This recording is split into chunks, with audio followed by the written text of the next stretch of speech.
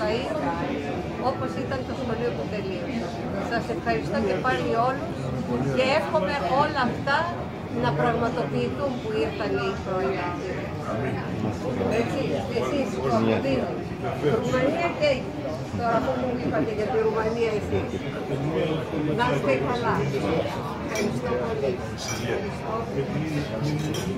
Ευχαριστώ πάρα πολύ. Και ευχαριστούμε και για αύριο. Κύριε Κρέτσο, πάρα πολύ. Σας ευχαριστώ.